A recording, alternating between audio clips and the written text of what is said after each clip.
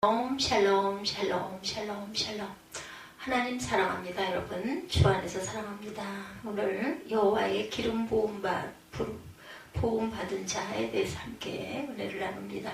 24장에서 26장 내용 중에 야훼 기름 부음 받은 자에 대한 특별한 관심, 이를 가지고 권세된 성경의 가르침에 대해서 한번 묵상해 보고자 합니다. 사울은 블레셋의 공격으로 잠시 중단되었던 다윗을 다시 추격하죠. 24장 1, 2절에 보면 이렇게 나와 있습니다. 24장 1, 2절 잠깐 돌아와서 보도록 합니다. 사울이 블레셋 사람을 쫓다 돌아오매 어떤 사람이 그에게 말하여 이르되 보소서 다윗이 엔게디 광야에 있더이다 하니 사울이 온 이스라엘에서 택한 사람 3,000명을 거느리고 다윗과 그 사람들을 찾으러 들염소 바위로 갈새 길가 양의 우리에 이른즉 굴이 있는지라 사울의 뒤를 보러 들어가니라 다윗과 그의 사람들이 그 굴 깊은 곳에 있더니 이렇게 시작이 되죠. 그 굴 깊은 곳에 다윗에게 발각이 되죠. 다윗의 사람들은 4절에 보면 보소서 여호와께서 당신에게 이르기를 내가 원수를 내 손에 붙이리니 내 소견에 선한 대로 그에게 행하라 하시더니 그것이 그날이니라 라고 말합니다. 하나님께서 주신 절호의 기회다 이렇게 해석을 하죠. 이 제안은 쉽게 왕이 될 수 있는 효과적인 방법이었어요. 지긋지긋한 도피 생활도 끝날 수 있고 이제 왕으로 등극을 할 수도 있는 아주 귀한 기회입니다. 다윗의 소견은 그렇지가 못하죠. 그러나 사울의 겉옷자락만 뵙니다. 마음이 찔렸어요. 5절에 보면 내가 손을 들어 야훼의 기름 부음 받은 자야 내 줄을 치는 것은 야훼에 금하시는 것이니 그는 야훼의 기름 부음을 받은 자가 됨이니라. 라는 이 말로 자기 사람들을 금하여 사울을 해하지 못하게 하죠. 7절에 여호와께서 세우셨으므로 회하시는 때도 방법도 내가 아니라 그분의 주권에 맡겨야 맞다라는 거죠. 이것이 언제 끝날지도 모를 쫓기는 생활의 불평과 어려움을 감수하겠다라는 뜻이기도 합니다. 다윗은 따르는 사람들의 편이나 효과를 위주로 생각하지 않고 철저하게 하나님의 주권을 중심으로 생각합니다. 사울을 살려준 까닭은 다윗의 성품이 좋아서가 아니죠.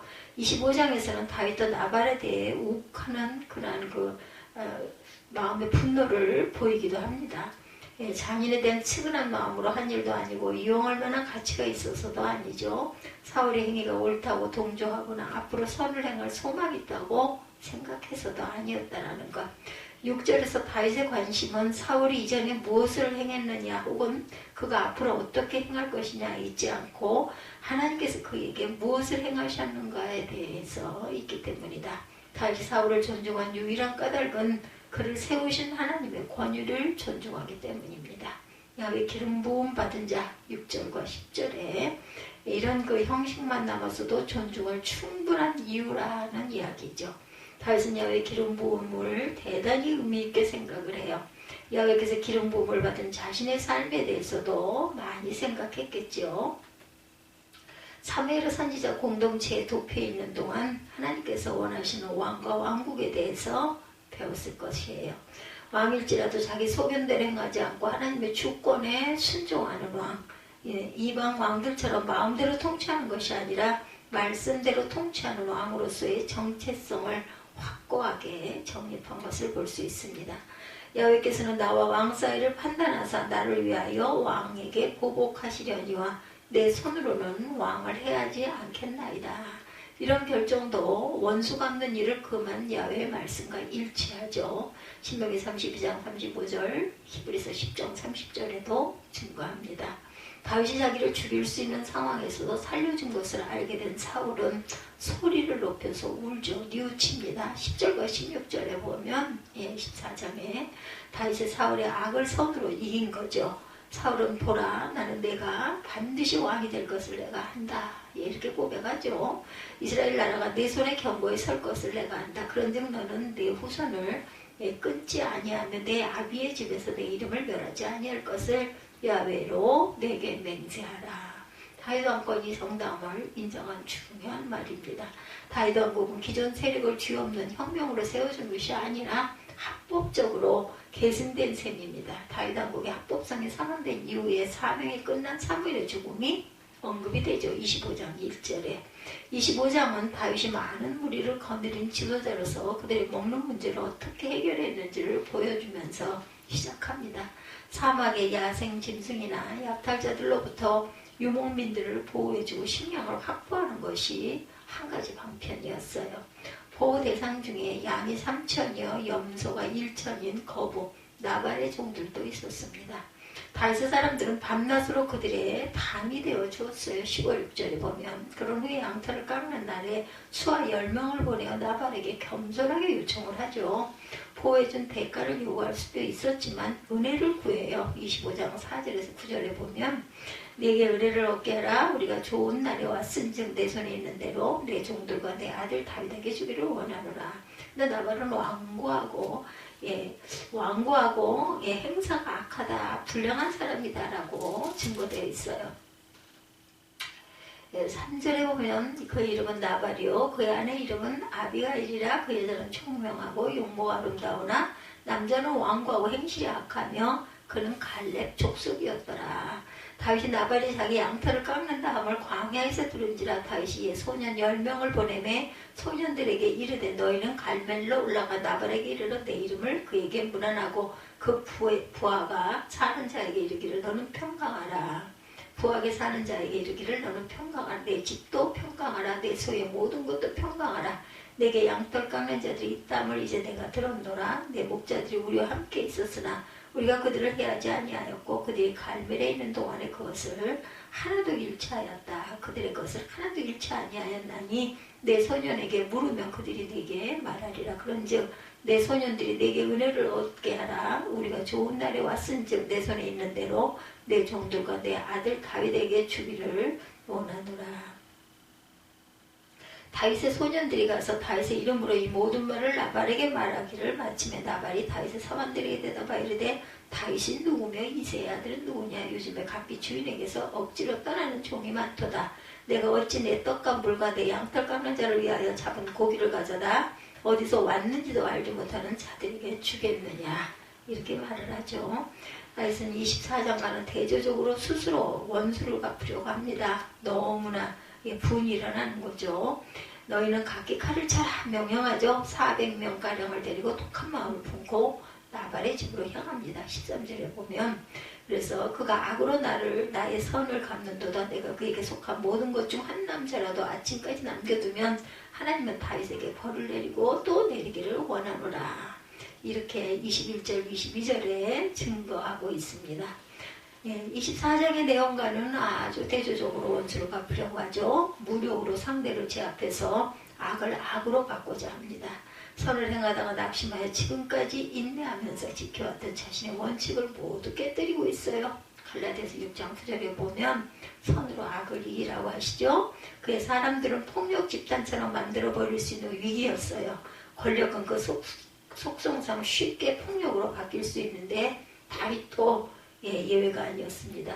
결정할 수 있는 권한을 가진 사람은 자기 중심적이 되기가 쉽죠. 자신의 감정과 판단을 절대 기준으로 삼켜버릴 수 없는 위험에 노출이 됩니다. 권한, 권력, 권자를 가진 사람은 누구나 이러한 유혹과 시험을 받기도 하죠. 이것을 잘 이겨내야만 하나님의 사람다운 리더가 되는 거죠. 큰 오점을 남길 뻔했던 다윗을 막는 것은 나발의 아내 아비가일이었어요. 14절에서 35절까지 15장에 보면 그녀는 야훼 기름 부음 받은 다윗을 참으로 존중하고 있었던 여인이었죠. 아주 현명한. 야훼께서 다윗을 위하여 든든한 집을 세울 것과 다윗이 야훼 싸움을 싸우고 있으며 다윗의 일생을 지금까지 악한 일을 찾을 수 없었음을 잘 알고 있었던 아비가일이 자신을 낮추어 14번이나 14번이나 다윗을 내주라고 칭하면서 지극히 겸손한 자세로 권면합니다. 권면의 핵심은 내 주께서 무료한 피를 흘리셨다든지 내 주께서 친히 복수하셨다든지 함을 인하여 슬퍼하실 것도 없고 내 주의 마음에 걸리는 것도 없도록 지금 행하려는 행동을 하나님 앞에서 돌아보게 한 것이지요. 다윗은 아비가일의 말을 통해 하마터면 폭력 집단의 두목처럼 행할 뻔한 것을 깨닫고 아비가일에게 오늘날 너를 보내어 나를 영접케 하신 이스라엘의 하나님 야훼를 찬송할지로다. 또 내 지혜를 칭찬할지며 또 내게 복이 있을지로다. 오늘날 내가 피를 흘릴 것과 친히 복수하는 것을 내가 막았느니라. 예, 이렇게 말하죠. 여기서 다시 하나님을 나를 막아 너를 해하지 않게 하신 이스라엘 하나님 야훼라고 말하죠. 악한 일을 하지 않게 하였다. 막아주신 하나님의 은혜가 없었다면 다윗조차도 제사장들을 학살했던 사울과 유사한 지도자가 될 수밖에 없었을 것이다. 다윗의 다윗된 것은 하나님의 은혜다. 네, 고린도전서 15장 10절에도 내가 나 된 것은 하나님의 은혜다. 사도 바울이 이렇게 고백을 합니다. 네.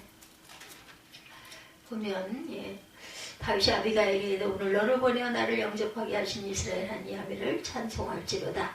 내 지혜를 칭찬할지며 내게 복이 있을지로다. 오늘 내가 피를 흘릴 것과 친히 복수하는 것을 내가 막았느니라. 나를 막아 너를 해하지 않게 하신 이스라엘 하나님 야훼 살아계심을 두고 맹세하노니 내가 그 피와서 나를 영접하지 아니하였다면 밝은 아침에는 과연 나발에게 한 남자도 남겨두지 아니하였으리라 하니라. 다윗이 그가 가져온 것을 그의 손에서 받고 그에게 이르되 내 집으로 평안히 올라가라. 내가 내 말을 듣고 내 청을 허락하노라. 아비가일이 나발에게로 돌아오니 그가 왕의 잔치와 같은 잔치를 그의 집에 배설하고 크게 취하여 마음에 기뻐함으로 아비가일이 밝은 아침까지는 아무 말도 하지 아니하다가 아침에 나발이 포도주에서 깬 후에 그의 아내가 그에게 이 일을 말하매 그가 낙담하여 몸이 돌과 같이 되었더라. 26장은 다윗이 하길라산에서 사울을 다시금 살려준 사건이 기록되어 있습니다. 26장 1절 10사람이 기브아에 가서 사울에게 말하 이르되 다윗 왕과 다윗이 광야 앞 하길라산에 숨지 아니하였나이까 하며 사울이 일어나 십광야에서 다윗을 찾으려고 이스라엘에서 택한 사람 3,000명과 함께 십광야로 내려가서 사울이 광야 앞 하길라산 길가에 진친지라. 다윗이 광야에 있더니 사울이 자기를 따라 광야로 들어옴을 알고 이에 다윗이 정탐꾼을 보내어 사울이 과연 이른 줄 알고 일어나 사울이 진친 곳에 이르러 사울과 내레 아들 군사령관 아브넬이 머무는 곳을 본즉 사울이 진영 가운데 누웠고 백성들은 그를 둘러 진쳤더라. 이에 다윗이 햇사람 아히멜렉과 스루야의 아들 요압의 아우 아비새에게 물어 이르되 누가 나와 더불어 진영에 내려가 사울에게 이르겠느냐 하니 아비새가 이르되 내가 함께 가겠나이다. 다윗과 아비새가 밤에 그 백성에게 나가본즉 사울이 진영 가운데 누워 자고 창은 머리가 땅에 꽂혀 있고 아브넬과 백성들은 그를 둘러 누웠는지라. 아비새가 다윗에게 이르되 하나님의 오늘 당신의 원수를 당신의 손에 넘기셨나이다. 그러므로 청하오니 내가 창으로 그를 찔러 단번에 땅에 꽂게 하소서. 내가 그를 두 번 찌를 것이 없으리다 하니 다윗이 아비새에게 이르되 죽이지 말라. 누구든지 손을 들어 야훼 기름 부음 받은 자를 치면 죄가 없겠느냐 하고 다윗이 또 이르되 야훼께서 살아계심을 두고 맹세하노니 야훼께서 그를 치시리니 혹은 죽을 날이 이르거나 또는 전장에 나가서 망하리라. 예, 이렇게 고백을 합니다. 사울로 인한 도피 생활이 힘들고 지치게 만들기도 했지만 쉽고 편한 방법으로 살고 싶은 마음 다들 있죠. 누구에게나. 그러나 그들은 다윗과 함께하면서 인내하는 법도 배웠던 거죠. 야훼 막아주심을 경험한 다윗은 다시금 충동에 의해서가 아니라 하나님의 거룩한 도리에 따라 권위를 행하게 되죠. 그들은 다윗과 함께하면서 이렇게 인내하는 방법들을 배워갑니다. 과격한 방법을 사용하지 않고 고난을 감내하며 하나님의 뜻에 순종하는 하나님의 백성다운 인격을 형성해 갑니다. 지도자의 역할이 성취와 승리에만 있는 것이 아님을 우리가 보게 되죠. 쉽고 편하게 생각하지 않고 하나님의 거룩한 도리를 바르게 분별하여 그 뜻에 먼저 순종하는 일이 신앙을 지도하는 리더들에게 참으로 중요한 일입니다. 신약성경은 각 사람은 위에 있는 권세들에게 불복하라. 권세는 하나님께로 나지 않으며 없나니 모든 권세는 다 하나님의 정하신 바라. 그러므로 권세를 거스르는 자는 하나님의 명을 거스림이니 거스리는 자들은 심판을 자취하리라. 로마서 13장 1, 2절이죠. 불의한 권력조차 존중하는 일이 불의와 타협하는 배급함으로 해석될 소지가 있습니다. 그렇지만 다윗은 철저히 하나님의 주권을 중심으로 생각하므로 오히려 편의주의나 효과주의에 타협하지 않고 신앙의 거룩한 도리대로 바르게 행했다. 다윗은 마침내 원수로부터 내 아들 다윗아 내게 복이 있을지로다. 내가 큰 일을 행하겠고 반드시 승리를 얻으리라 이렇게 축복을 받죠. 이 일련의 과정은 다윗과 함께 선정왕국을 건설할 자들에게도 큰 교훈이 되었음이 분명합니다.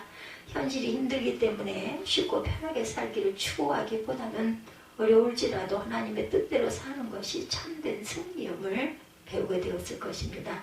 마음대로 권세를 휘두르는 지도자들의 악행과 함께 위에 있는 권세를 멸시하고 모욕하는 일이 흔한 시대에 권세에 관련된 성경의 가르침을 우리가 잘 따르고 이런 말씀 속에서 또한 하나님의 교훈하심을 깊이 깨닫고 마음밭에 새기는 저와 여러분이 되시기를 주님의 이름으로 축복합니다. 오늘은 사무엘상 24장과 26장에 야훼 기름 부음을 받은 자에 대한 성경의 가르침에 대한 묵상을 중심으로 함께 은혜를 나눴습니다. 기도하시겠습니다.